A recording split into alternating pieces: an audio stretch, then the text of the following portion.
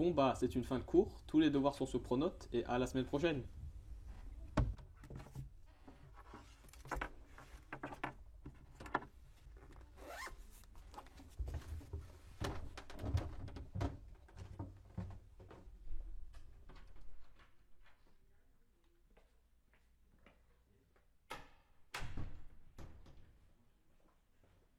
Quelques jours plus tard, quand il sortit du lycée, il aperçut une boîte en forme de nuage. Très intrigué, il prend une photo pour pouvoir faire des recherches. Suite à ses recherches, le professeur a réussi à trouver des informations concernant la boîte en forme de nuage.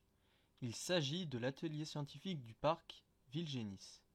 Il trouva leurs coordonnées pour pouvoir acquérir des informations sur le nuage.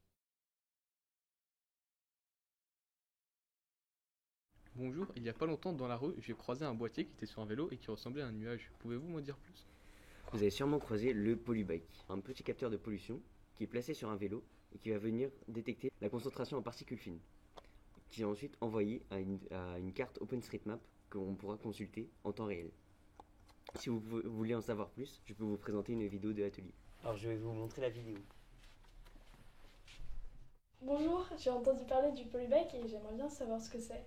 Alors le Polybike, c'est un projet mené par l'atelier scientifique de Vilgénis depuis novembre 2018 en collaboration avec la mairie de Massy et Innovation Lab Ericsson. Ce projet, il est né du besoin de vouloir s'informer de la qualité de l'air dans Massy et concrètement, ce sont des petits boîtiers comme celui-ci qui sont fixés sur des vélos ou des poussettes et quand ces vélos et ces poussettes circulent dans Massy, eh bien des données sont collectées puis envoyées sur nos serveurs. L'objectif final étant d'avoir des cartes de Massy disponibles en ligne avec des petites pastilles de couleurs qui indiquent les niveaux de pollution dans les zones de Massy. À quoi ça sert exactement? Eh bien, par exemple, moi si je veux faire un jogging, j'aimerais éviter de fréquenter des zones trop polluées et ça peut être aussi utile si on veut se promener avec un enfant ou une personne sensible.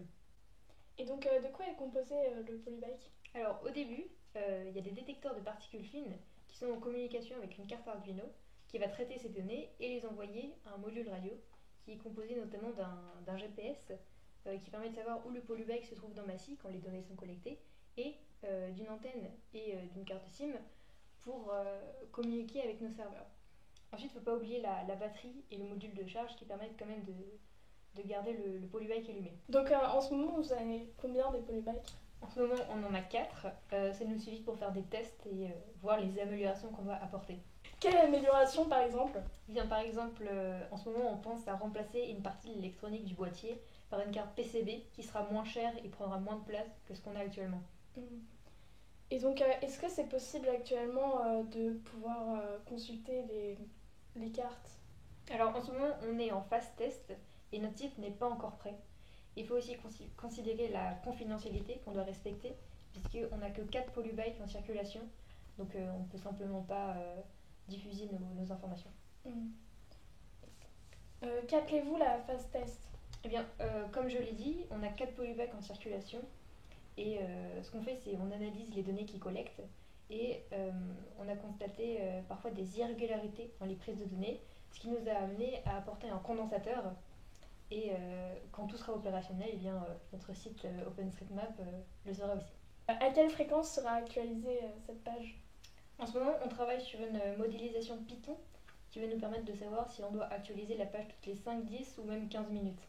Et si beaucoup de Polybikes passent au même endroit, qu'est-ce qui va se passer? Ce qu'on aimerait faire, c'est faire une moyenne des valeurs des points qui sont à peu près au même endroit.